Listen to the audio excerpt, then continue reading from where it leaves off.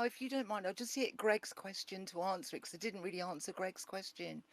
Is on the Five Eyes and the Nine Eyes scene, I think culturally we have the nuanced differences.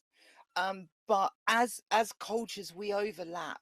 If it was a Venn diagram, we're nearly on top of each other. The English speaking world, we're all on a very similar timeline, I think. Like no one's particularly, like the US has got the loudest news cycle.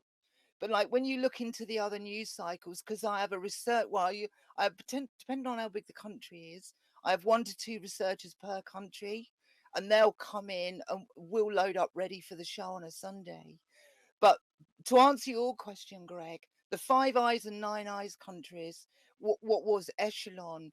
We're all on the same timeline, I think, pretty much. The vets are getting in, everybody's getting in, and they're saying their piece, even if it's very similar.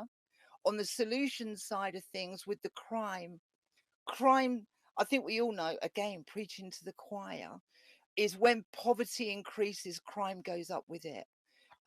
In terms of individual incidences, I'm not so much on top of that in terms of Alberta or Canada.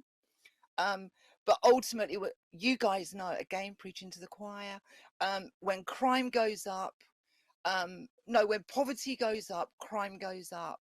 And that is to be expected.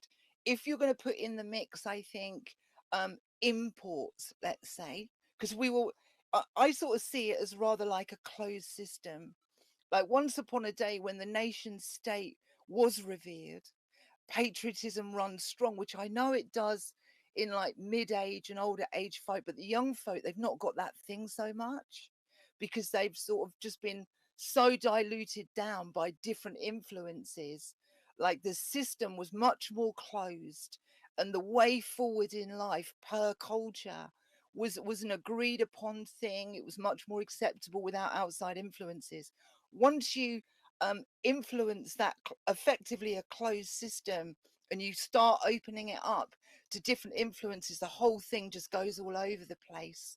So individually, I don't know the individual circumstances, but when you open up a system to weigh lots of different influences, like I think, I don't know what you guys think, when people see, I call them the rubber boat people, when the rubber boat people come across, I think people, say you know some folk from different cultures that are near you and you speak with them, they've been raised in your culture, they're pretty similar.